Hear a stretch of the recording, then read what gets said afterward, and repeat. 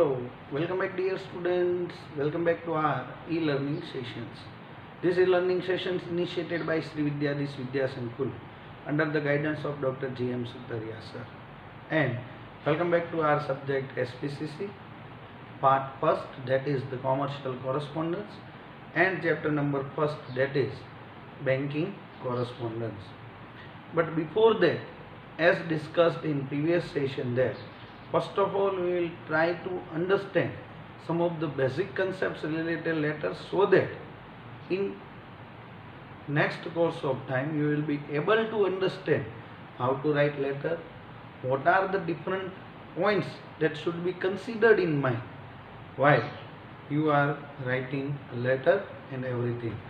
So let us start with that particular topic. In previous session we discussed about the different elements or how it is important to understand all these things in a very detailed manner. Today let us start with the basic introduction.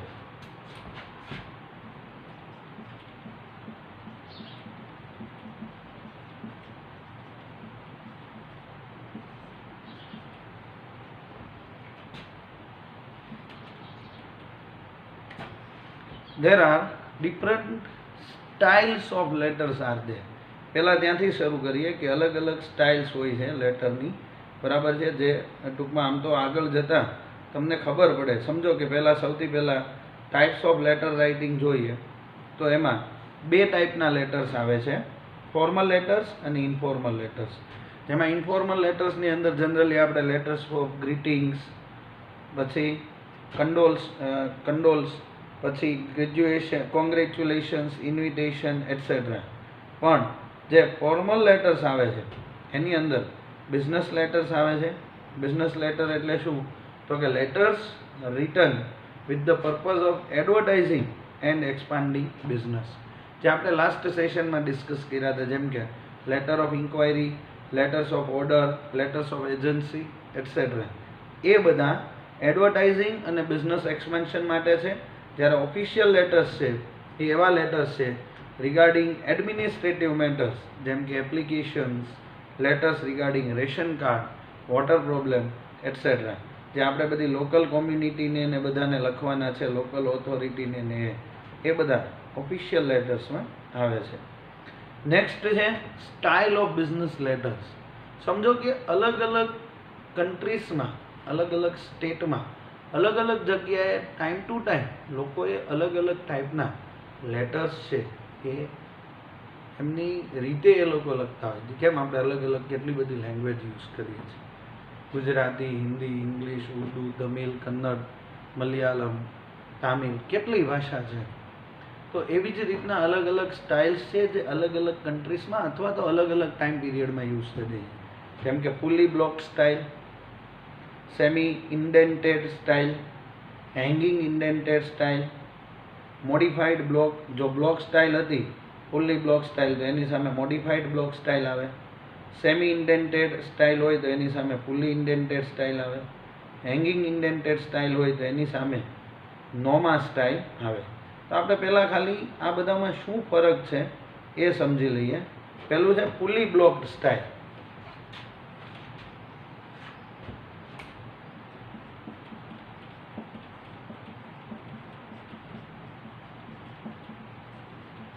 આ સમજાવવા પાછળનું reason એ છે કે ઘણા સ્ટુડન્ટને એવું લાગતું હોય કે સર કેમ આમ જ લખાય એમ. પણ ફુલ્લી બ્લોક સ્ટાઇલ છે એ અત્યારની મોડર્ન સ્ટાઇલ છે, જેમાં date, inside address, salutation, body of letter, complimentary close અને સિગ્નેચર એ બધું જ left side of the letter લખવામાં આવે છે. એટલે કે બધી મેજોરિટી વસ્તુ છે એ લોકો લેટરની લેફ્ટ સાઇડ, એટલે કે તમે તમારી બુકમાં જાઓ ને તો તમારી લેફ્ટ સાઇડ એટલે આ થશે. તો ફુલ્લી બ્લોક સ્ટાઇલની અંદર મેજોરિટી સમજો કે હેડિંગ અહીંયા લખે એ સિવાય બાકી બધી જ ડિટેલ છે ને એ લોકો લેફ્ટ સાઈડ લખે. જેમ કે સૌથી પહેલાં જો તો ડેટ, પછી ઇનસાઇડ એડ્રેસ છે, પછી સેલ્યુટેશન છે, પછી મેઇન બોડી પાર્ટ છે લેટરનો, પછી કોમ્પ્લિમેન્ટરી ક્લોઝ ને સિગ્નેચર. ટૂંકમાં મેજોરિટી લેફ્ટ સાઈડ હોય એને ફુલ્લી બ્લોક સ્ટાઇલ કહેવાય. જેમાં બધું જ ને date, inside address, salutation, signature, complimentary close એ બધી વસ્તુ એ લેટરના લેફ્ટ સાઈડમાં લખે છે. એને ફૂલી બ્લોક સ્ટાઇલ કહેવાય, જે અત્યારની મોડર્ન અને લેટેસ્ટ સ્ટાઇલ પણ છે. પછી આ મોડિફાઈડ બ્લોક સ્ટાઇલ.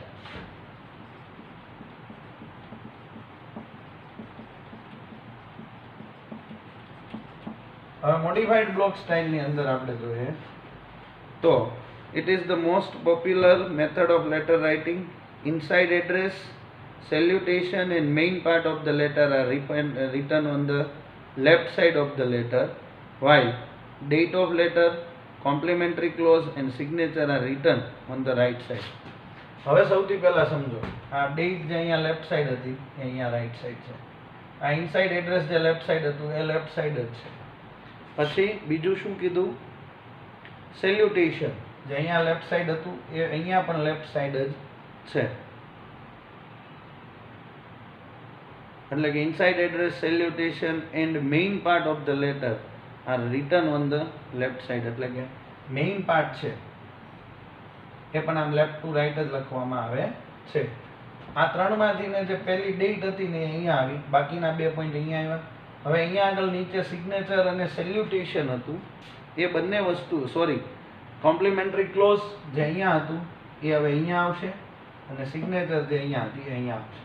એટલે પહેલા લેટરમાં ફૂલી બ્લોક સ્ટાઇલમાં 5 વસ્તુ જે લેફ્ટ હેન્ડ સાઈડ હતી એ આમાં, ડેટ છે એ રાઈટ હેન્ડ સાઈડ આવે, ઇનસાઇડ એડ્રેસ, સેલ્યુટેશન એ લેફ્ટ સાઈડ આવે, કોમ્પ્લિમેન્ટરી ક્લોઝ અને સિગ્નેચર છે એ રાઈટ સાઈડ આવે.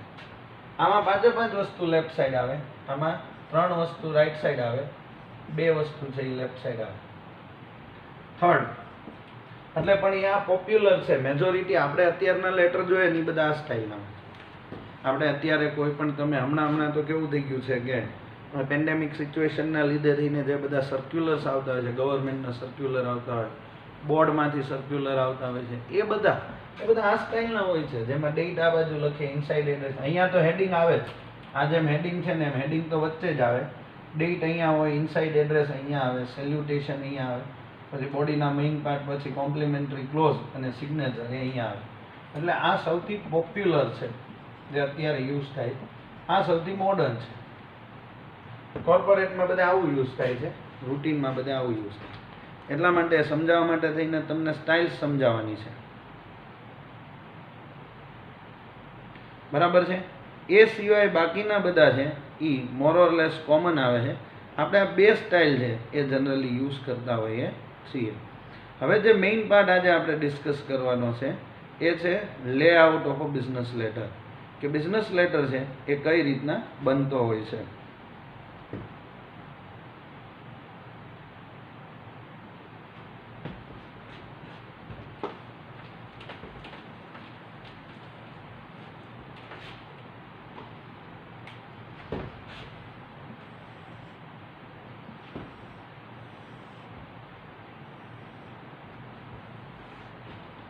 જે થિયરિકલ ટીચર હોય ને એના ડ્રોઈંગ્સ આવા જોઈએ, જેવા ટૂંકમાં મારા છે.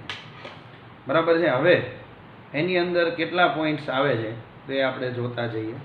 સૌથી પહેલું આવે એ હેડિંગ. 9th-10th ની અંદર તમે જે ભણ્યા છો એમાં કોઈ પર્સનલ વ્યક્તિ બીજી પર્સનલ વ્યક્તિને લેટર લખતી હોય છે, એટલે એનું હેડિંગ જનરલી અહીંયા આવતું હોય. સમજો કે શાહ વૈભવ એસ, બરાબર, મારું એડ્રેસ હોય ટૂંકમાં B1 SO સો એન્ડ સો નીચે ડેટ હોય. આમાં એવું નથી. આ બિઝનેસ લેટર છે, એટલે કે જે કંપની લખે છે એ કંપનીનું હેડિંગ આવશે, એટલે કે એ એના લેટર પેડ પર લખવાની છે. એટલા માટે થઈને અહીંયા આગળ હેડિંગ આવે. સે ફોર એક્ઝામ્પલ, આપણે સૌથી પહેલું હેડિંગનું એક્ઝામ્પલ છે એ એવું લઈએ તો રામેશ્વર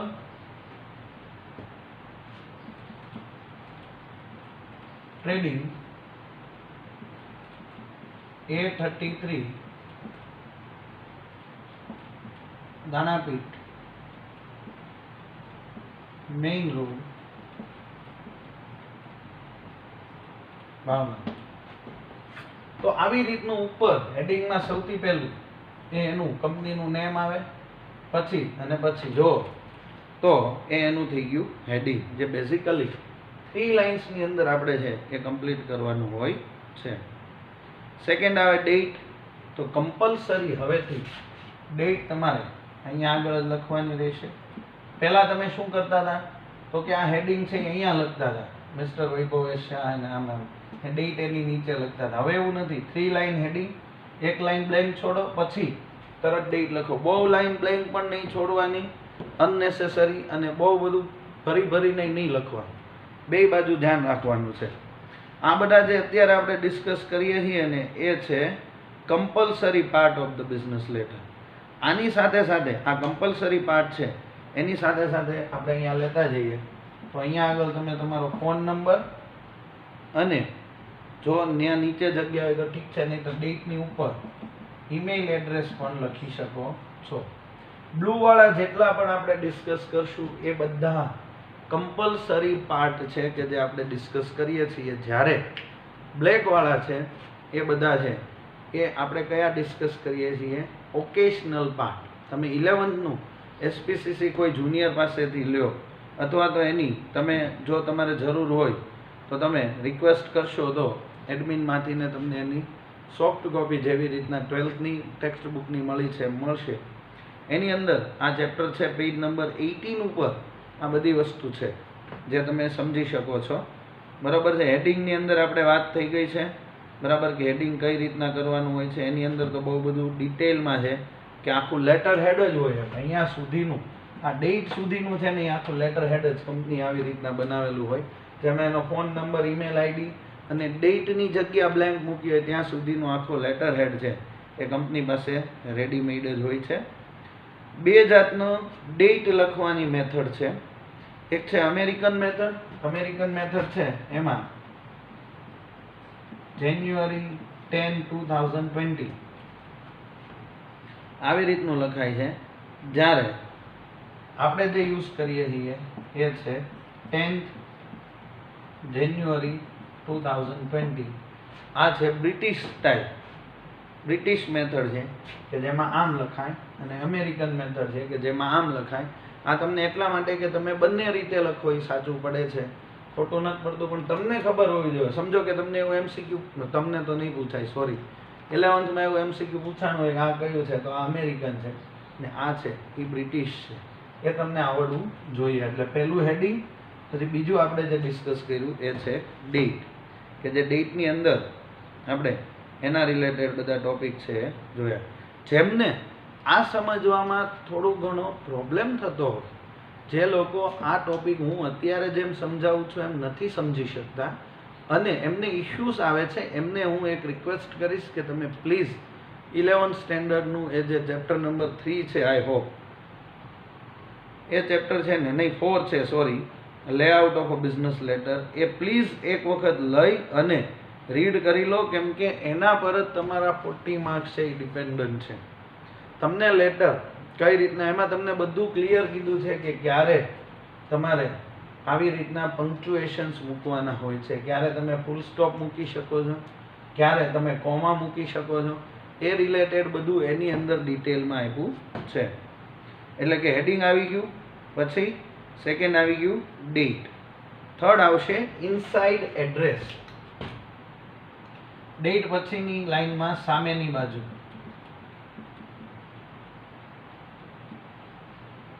બરોબર છે. હેડિંગ હોય અહીંયા આગળ, આ કોનું હોય? રાઇટર કે જે લેટર લખે છે, અથવા તો સેન્ડર કે જે લેટર સેન્ડ કરે છે. ઇનસાઇડ એડ્રેસ કોનું હોય? તો કે રિસીવરનું, કે જેને આ લેટર લખવામાં આવે છે. રામેશ્વર ટ્રેડિંગ દાણાપીઠ ભાવનગરથી ને મેસર્સ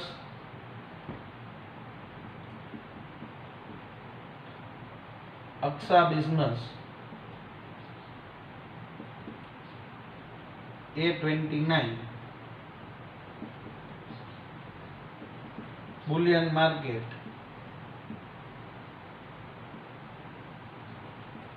મેઇન રોડ બોરીવલી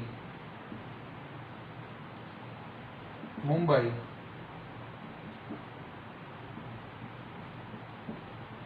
જે પણ આવતો હોય 6 ડિજિટ નો આવતો એને લખે છે. એટલે આ છે રાઇટર સેન્ડર, આ છે ઇનસાઇડર.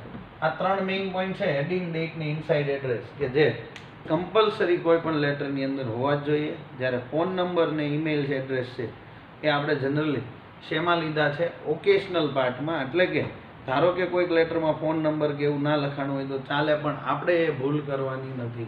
આપણે જ્યારે પણ લેટર લખીએ છીએ ત્યારે કમ્પલસરી આ બધા જ પોઈન્ટ છે એને તમારે ધ્યાનમાં લેવાના છે. ને એટલા માટે થઈને જ આજનું આખું સેશન છે એ આના રિલેટેડ આ ટોપિક્સ માટે થઈને છે કે તમે આગળ જતાં ભૂલ ના કરો. સૌથી પહેલાં પેજનું તમને જે સપ્લિમેન્ટરી આવે છે એમ ફર્સ્ટ લાઈન છોડીને હેડિંગ, જેમાં રામેશ્વર ટ્રેડિંગ છે એ કંપનીનું નામ છે. પછી એની નીચે એને 2 લાઈનમાં એનું એડ્રેસ આવી જવું જોઈએ. એટલે જનરલી તમે જુઓ ને તો આ સ્ટાઇલ છે ને સૌથી બેસ્ટ. પેલું કંપનીનું નામ આમ મોટા હેન્ડ રાઇટિંગમાં હોય ને પછી એડ્રેસ નાનું નાનું હોય. પછી આ બાજુ તમે લખશો ડેટ. ડેટ કઈ રીતના લખાય મેં સમજાવી દીધું. એની પહેલા આ 3 લાઈન પૂરી થાય ને એટલે અહીંયા ફોન નંબર અને અહીંયા ઈમેલ કમ્પલસરી લખવાનું, પછી જ ડેટ લખવાની.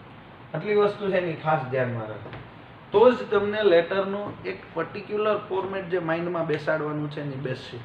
અધરવાઇઝ તમને સમજાશે જ નહીં કે તમે કઈ રીતના લેટર લખો. આ પહેલાં એટલા માટે લઈ લઈએ કે હવે પછી બધા જ ચેપ્ટરની અંદર જે આપણે સીસી પાર્ટ જે આપણે આખો કરશું એ બધા ચેપ્ટરમાં આ વસ્તુ કોમન આવશે. એટલે એક ટાઈમ આપણે લર્ન કરી લીધું હોય તો આપણને નેક્સ્ટ ટાઈમ એમાં વાંધો આવે નહીં. ડન. એટલે થર્ડ પોઈન્ટ આપણે ડિસ્કસ કર્યો છે ઇનસાઇડ એડ્રેસ. જનરલી ઇનસાઇડ એડ્રેસની ઉપર સીધું કંપનીને લગતા હોય તો મેસર્સ લખી શકાય. કોઈ કંપનીના ઇન્ટરનલ કોઈ ઓફિસર કે એની સાથે વાત કરતા હોય તો ઉપર એનું નામ મિસ્ટર ABC કે જે પણ હોય એ પણ તમે લખી ને કરી શકો છો. એના રિલેટેડ બધું જ ડિટેલમાં 11th આ જે બુક છે એની અંદર આપ્યું છે. હવે ફોર્થ પોઈન્ટ આવે છે એ છે સેલ્યુટેશન. ઇનસાઇડ એડ્રેસ પછી એક લાઈન મૂક્યા પછી સેલ્યુટેશન. જનરલી ડિયર છે એ બહુ ફોર્મલ ઇનફોર્મલ વર્ડ થઈ જાય, એટલે respected sir, ma'am, miss, mister, એ ટાઈપના કોમન વર્ડ છે, ફોર્મલ વર્ડ્સ એ યુઝ કરવા. બહુ ઇનફોર્મલ વર્ડ આમ માય ડિયર એમ કરીને ન કરવું. આ આપણે જનરલી ઓફિશિયલ અથવા તો કહીએ તો બિઝનેસ લેટર્સ લખીએ છીએ, આમાં એવા બધા વર્ડ્સ છે. એટલે તમારા જે અંતરના જે બધા ઉદ્ગારો છે કે જેને આપણે કહીએ ને કે કોઈકને, ઘણા લોકોને મેં એવા જોયા કે રોડ ઉપર મળે ને તો આમ એકાબીજાને એવા આમ ભેટી જાય કે જેને રામ ભરતનું મિલન થતું હોય. એવું બધું તમારે અહીંયા આગળ શો ઓફ કરવાની જરૂર નથી. અહીંયા આગળ એ બધું લિમિટેડ છે. આપણે હું એવું ઈચ્છા રાખું છું કે સાથે સાથે જોતા જ જઈએ એટલે તમને ટૂંકમાં ઘણું બધું છે એ ક્લિયર થતું જાય.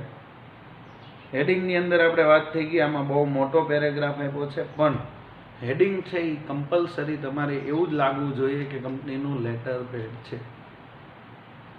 કોઈ પણ કંપનીનું લેટર હેડ તમે જોશો તો એની અંદર એવી રીતનું જ આવે છે કે પહેલાં કંપનીનું નેમ, પછી એમના એડ્રેસ પછી ઘણા ફોન નંબરની નીચે જ ઈમેલ લખે છે તો પણ ચાલે. તમે ફોન નંબરની એક્ઝેક્ટ નીચે ઈમેલ લખો તો સામોસામ ડેટ આવી શકે, અથવા તો સામેની બાજુ ઈમેલ લખો તો પણ ચાલે, અને એની નીચે ડેટ છે એ પણ તમે લખી શકો છો. ડેટની અંદર મેં તમને 2 મેથડ શીખવાડી. અમેરિકન મેથડ હોય તો 10th જાન્યુઆરીની બદલે જાન્યુઆરી 10th 2020 આવે, અને બ્રિટિશ મેથડ હોય તો 10th જાન્યુઆરી 2020 આવશે. ઇનસાઇડ એડ્રેસ એટલે કે સામેવાળાને જેને મોકલવાનું છે એનું એડ્રેસ લખવાનું છે. જો તમે સામેવાળા વ્યક્તિના નામથી પરિચિત છો, મેં તમને હમણાં જ સમજાવ્યું કે અહીંયા આગળ મિસ્ટર ABC એ ક્યારે લખી શકાય, કેમ કે તમે સામેવાળી કોણ વ્યક્તિ છે, આ લેટર કોણ રિસીવ કરવાની છે, કોણ આ લેટર રીડ કરવાની, એને કન્સિડર કરીને લખો તો તમે એનું નામ લખી શકો છો. બરાબર. પછી when the name of a lady is referred to and if that lady is married તો મિસિસ વર્ડ યુઝ કરવાનો. MRS ધ શોર્ટ ફોર્મ છે કે જે મિસ્ટ્રેસનું શોર્ટ ફોર્મ છે કે જેના નેમ પહેલા લખી શકાય છે. જો લેડી અનમેરિડ હોય તો મિસ ખબર હોવી જોઈએ કેવી છે, બરાબર. એવી રીતના તમે લખી એટલે મેરિડ છે કે અનમેરિડ એમ.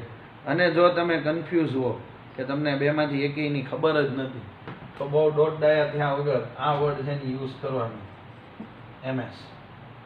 આનો મતલબ મિસ જ થાય. પણ જો એ અનમેરિડ હશે ને તોય તેને ગમશે. મેરિડ હોય ને એને તમે મિસ કહો ને તોય ગમે, મિસિસ કહો ને તો ઓછું ગમે. તો આવી રીતનું પંક્ચ્યુએશન. અહીંયા તો આપણે ભાઈ હોય તો મિસ્ટર જ લગાડવાના છીએ, પણ બેન હોય, ખબર જ હોય કે મેરિડ છે તો MRS, ખબર હોય કે કુંવારા છે તો મિસ, અને ખબર હોય કે નથી ખબર તો MS. એવી રીતના પણ સામેવાળી વ્યક્તિનું નામ જાણતા હોય ત્યારે લખવાનું છે. ઇંગ્લેન્ડની અંદર પહેલાં એ લોકો એસ્ક્વાયર વર્ડ છે એ જેન્ટલમેન માટે થઈને યુઝ થતો હતો, એટલા માટે એ લોકો મિસ્ટર ABCની પાછળ ESQ વર્ડ રિસ્પેક્ટ માટે લગાડતા હતા, જે આપણે કોઈ મહત્વનું નથી. ઘણા પાછળ ડિગ્રી લગાડે છે, ઘણામાં આગળ.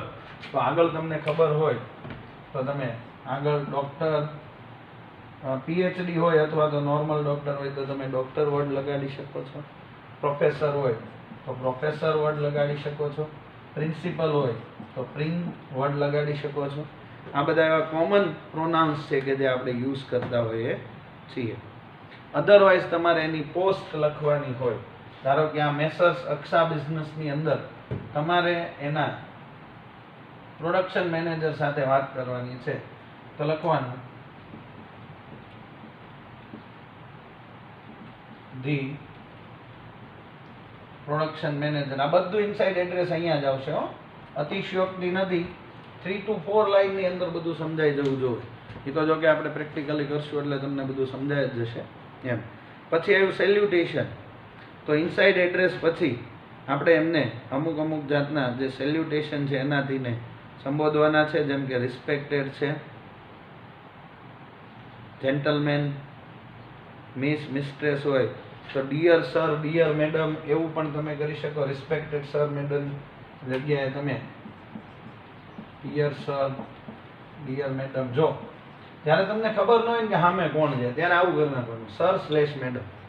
એટલે કે જે પણ હોય, મને બહુ એટલું બધું યાદ નથી, ખબર નથી. અને જો નેમ યુઝ કરતા હોય તો ડિયર સેલ્યુટેશન, અને સામેવાળી વ્યક્તિ તમારીથી બહુ પરિચિત છે અને તમારે અને એને એવા પર્સનલ રિલેશન છે તો તમે એવું પણ લખી શકો કે ડિયર મિસ્ટર ખાન. એનો મતલબ છે કે એ એક જાતની એવી લેંગ્વેજ છે કે જેનાથી પણ એ ક્યારે બહુ ખાસ ફ્રેન્ડશીપ હોય તો જ. હવે ફોર્થ સેલ્યુટેશન પછી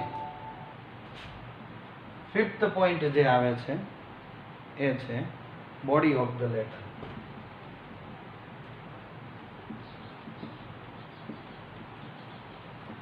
One minute please.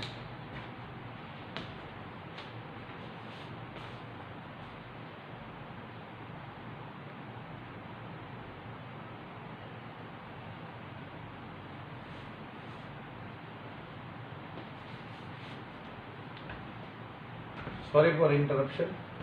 The body of the letter. Body of the letter એટલે આ જ મેઇન છે ક્રક્સ, કે એમાં શું લખવું ને એ જ શીખવાનું છે આપણે. બોડી ઓફ ધ લેટર છે એ 3 પોર્શનની અંદર કવર થાય છે, જે આપણે અહીંયા સાથે સાથે લખતા જ જઈએ.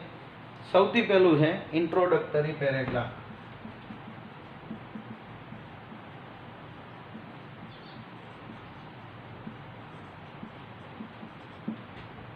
પ્રેક્ટિકલી હું સમજાવી દઈશ, અત્યારે થિયરી સમજો. તો generally provides reference to the earlier correspondence or interaction. સૌથી પહેલાં તમને યાદ હોય ને તો મેં લાસ્ટ સેશનમાં કીધું હતું કે તમે કોઈ ન્યૂઝપેપરમાં એડવર્ટિઝમેન્ટ જોઈ છે તો તમે સીધે સીધું લખી શકો છો કે we seen your advertisement in so and so newspaper. તો એ ઇન્ટ્રોડક્ટરીમાં આવે, રેફરન્સમાં આવે. સાથે સાથે તમારે તમારા વિશે પણ થોડુંક જણાવી દેવાનું છે કે we are very famous distributor from Bhavnagar region and so and so on. At times it provides an introduction to the letter writer. જે વ્યક્તિ લેટર લખે છે એનું ઇન્ટ્રોડક્શન આપે છે it serves the purpose of a connecting link in the chain of correspondence. શું કામ letter લખવામાં આવ્યું છે એનું પર્પઝ પણ બતાવશે. Properly begun letter does work efficiently as a messenger. એ જ વસ્તુ છે કે એઝ અ મેસેન્જર. મેં તમને શું કીધું, કયા પર્પઝથી તમે લખો છો અને કોણ છો એ તમારે ઇન્ટ્રોડક્ટરી પેરેગ્રાફમાં લખવાનું છે. સેકન્ડ છે એ છે મેઇન પેરેગ્રાફ. બધી કથા વાર્તા છે એ બધી કથા વાર્તા આપણે મેઇન પેરેગ્રાફમાં કરવાની. This second paragraph is the essence of the letter. Main આ જ છે. Here the theme of the letter is discussed methodically and in detail. We are writing this letter because we are interested in purchasing of your goods. તમારા television set લેવા માટે થઈને અમે interested છીએ, એ માટે થઈને અમે તમને આ લેટર લખ્યો છે. By selecting proper sentence and clear selection of words. બહુ પ્રોપરલી આર્ટિક્યુલેટ કરવાનું છે, કેમ કે આપણે આ કોઈ ફ્રેન્ડ્સને કે કોઈ રિલેટિવ્સને નથી લખતા. આપણે આ જે લેટર લખીએ છીએ એ બિઝનેસ પર્પઝ માટે છે. સામેવાળી વ્યક્તિ ઉપર તમારી ઇમ્પ્રેશન ઊભી કરવાની છે, એટલે એ વસ્તુ ધ્યાનમાં રાખવાની છે. An attempt is made to justify the purpose for which the letter is drafted. બહુ લાંબી લાંબી વાર્તાઓ પણ નથી લખવાની. આપણે શોર્ટ એન્ડ સ્વીટમાં શું કામ લેટર લખીએ છીએ એ જોવાનું છે. If the sole purpose of drafting the letter is to convey complete and detailed information, then there it is presented in more than one paragraph or with bullets or even in tabular form where it is arranged appropriately.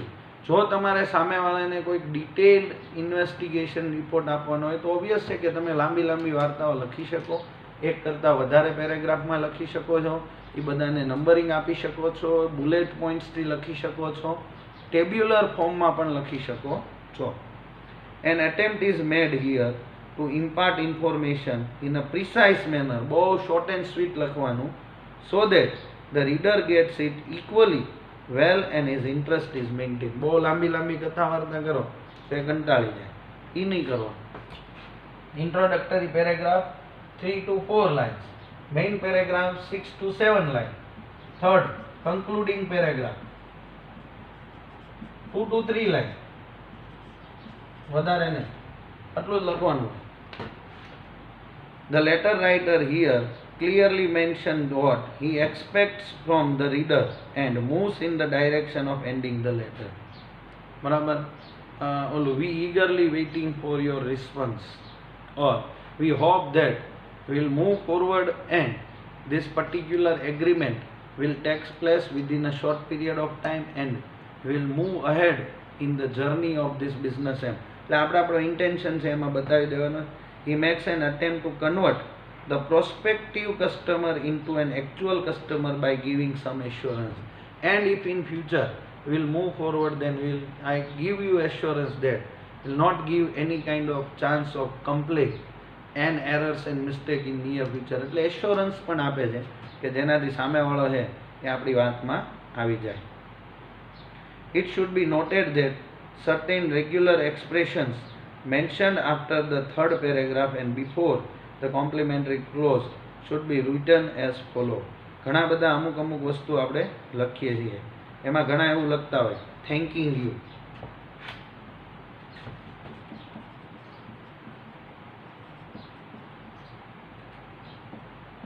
આ ખોટું છે, thank you આવે. થેન્કિંગ you નહીં લખવાનું. આટલું બધું આપણે બહુ ઓલું થવાની જરૂર નથી. Awaiting an early reply from you, એ ખોટું છે. We await an early reply from you. બરાબર. Awaiting in early reply from you ખોટું છે. We await an early reply from you. એટલે આવી રીતના ઇન્ટ્રોડક્ટરી, મેઇન અને કન્ક્લુડિંગ પેરેગ્રાફ છે એ બોડી ઓફ ધ લેટર બનશે. Point number 5. Point number 6 is complimentary close. અહીંયા આગળ આવે ને જનરલ, સોરી,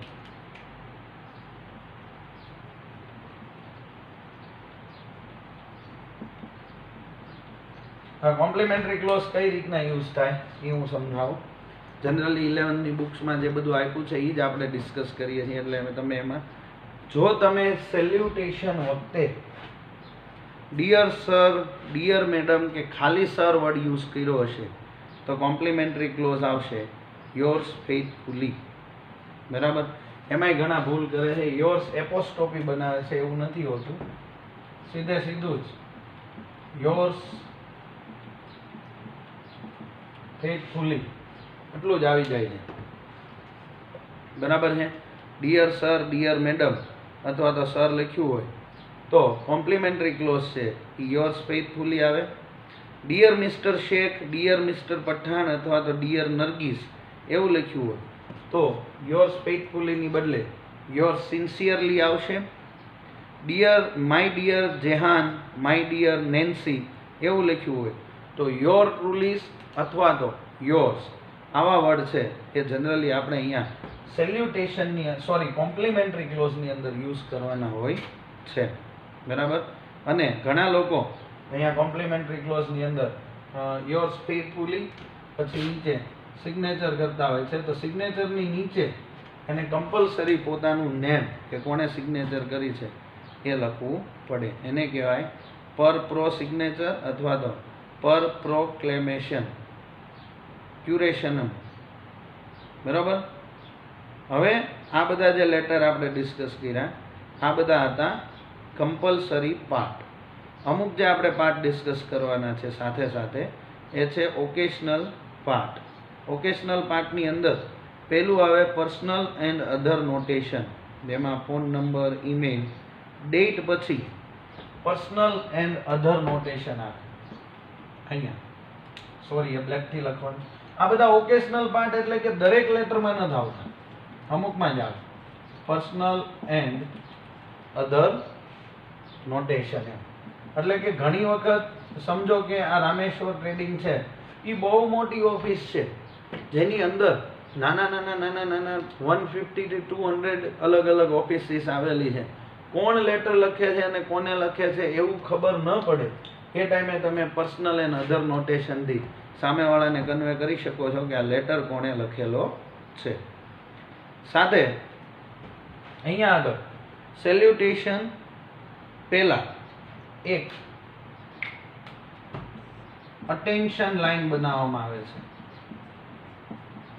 આ જે અટેન્શન લાઈન છે એ કયા સ્પેસિફિક વ્યક્તિને ધ્યાનમાં રાખીને બનાવવામાં આવી છે એ કહે છે. અટેન્શન લાઈન છે એવું સ્પેસિફિક હોય છે કે કયા બાબત માટે. એટલે શું હોય કે સામેની કંપનીમાં લખ્યું હોય ને અલગ અલગ કેટલાય બધા ડિપાર્ટમેન્ટ હોય. આ અટેન્શન લાઈન ઉપરથી એ સમજી જાય કે કોને આ લેટર પહોંચાડવાનો છે. થર્ડ અને આપણે જેને અત્યાર સુધી સૌથી મોસ્ટ ઇમ્પોર્ટન્ટ સમજતા હોઈએ તો એ છે સબ્જેક્ટ લાઈન. કમ્પલસરી બધા લેટરમાં હવે સબ્જેક્ટ લખાવે છે. કયા પર્પઝથી ને લેટર લખ્યો છે એ સબ્જેક્ટ લાઈન પણ આપણે કમ્પલસરી બતાવવું પડે. પછી નેક્સ્ટ આ બાજુ આવી જઈએ. અહીંયા કોમ્પ્લિમેન્ટરી ક્લોઝ હતું, એની નીચે આપણે સિગ્નેચર કરી, સિગ્નેચરની નીચે નેમ કહી દીધું. હવે આ બાજુ આ લેટરની સાથે આપણે કોઈ પણ વસ્તુ જોડી છે તો એન્ક્લોઝર એટલે કે જે પણ વસ્તુ એમાં અટેચ કરવામાં આવી છે એ. આ સેમ લેટર તમે આ વ્યક્તિ સિવાય કોઈ બીજાને મોકલો હોય તો સીસી એટલે કે કાર્બન કોપી કે આની એક કોપી આ વ્યક્તિને મોકલવામાં આવી છે. Third identification line.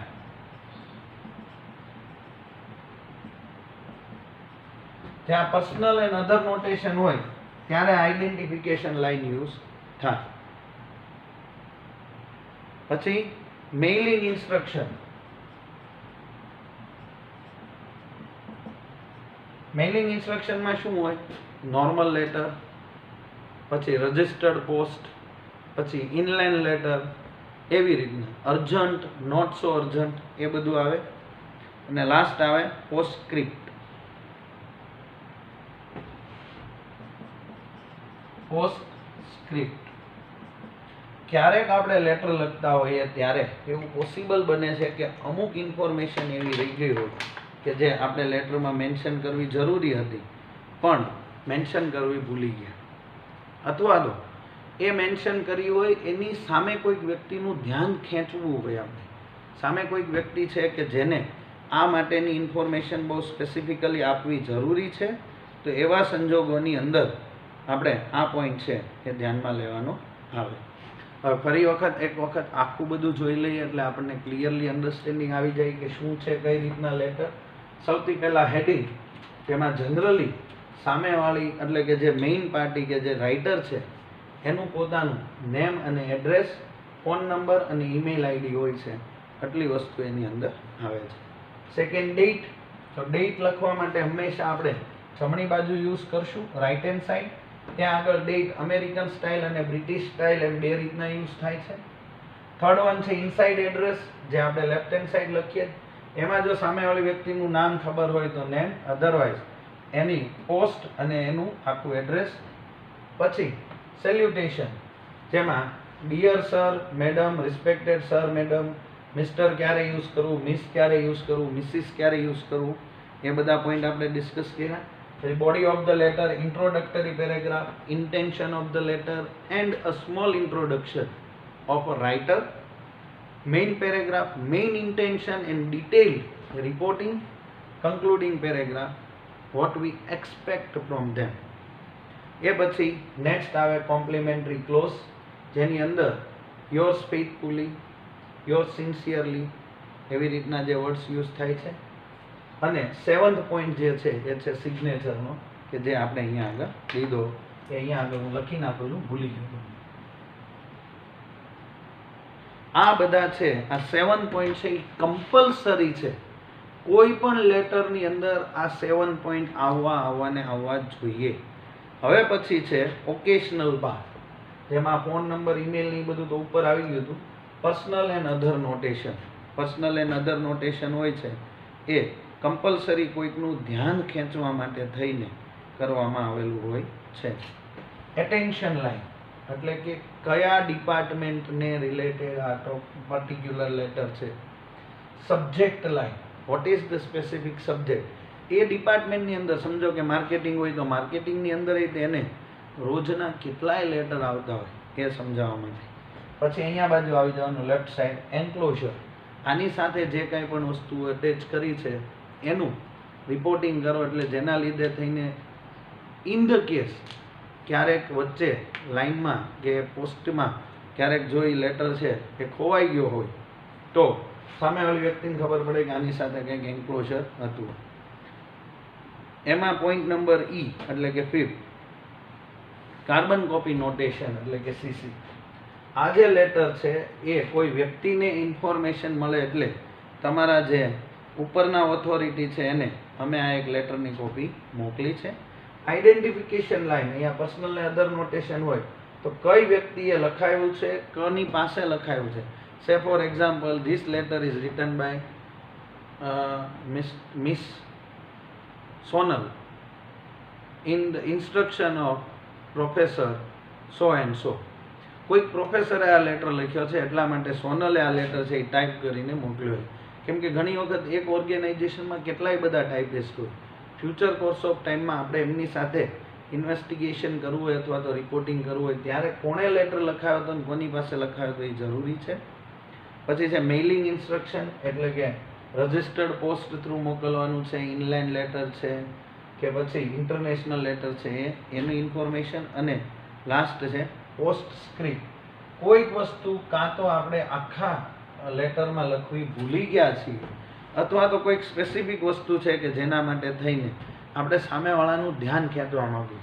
જેમ કે અહીંયા આગળ તમે એક લેટર લખ્યો છે કસ્ટમરને, એટલે કે હોલસેલર અને રિટેલરને એ વસ્તુનું ઇન્ફોર્મ કરવા માટે કે આપણે દિવાળી સેલ લઈને આવ્યા છીએ અને દિવાળી સેલની અંદર કંપની અત્યારે જે લોકો 30 ઓક્ટોબર સુધીમાં ઓર્ડર આપશે એમને 15% એક્સ્ટ્રા ડિસ્કાઉન્ટ આપશે. તો એ તમે અહીંયા મેઇન પેરેગ્રાફમાં તો લખ્યું છે પણ સાથે તમે પોસ્ટ સ્ક્રિપ્ટમાં પણ એક વખત લખી દો કે જે રિમાઇન્ડર રહે. આખો લેટર ભલે કસ્ટમર વાંચે ન વાંચે, પોસ્ટ સ્ક્રિપ્ટ વાંચે અને સબ્જેક્ટ વાંચે ને એટલે એને ખબર પડી જાય કે આ કંપનીએ ડિસ્કાઉન્ટ માટે થઈને, એટલે કે આપણા બેનિફિટની વાત માટે થઈને કર્યું છે. આઈ હોપ તમને આ બધા જ પોઈન્ટ છે એ ક્લિયરલી સમજાઈ ગયા હશે. બેઝિકલી આ બહુ લાંબો ટાઈમ લે છે પણ તમને શોર્ટ એક્સપ્લેનેશનમાં મેં બને એટલું કવર કરી લીધું છે. બાકી બધું જે ડ્યુ કોર્સ ઓફ ટાઈમ આપણે જેમ જેમ બધા લેટર્સ લખતા જઈશું અને જે એક પછી એક ચેપ્ટર સમજતા જઈશું એટલે બધું સાથે સાથે થતું જશે. I hope you understood very clearly each and everything. And finally, from next lecture, that is lecture number 3rd, we'll start with the first chapter, that is the banking correspondence. Have a nice day. Thank you very much.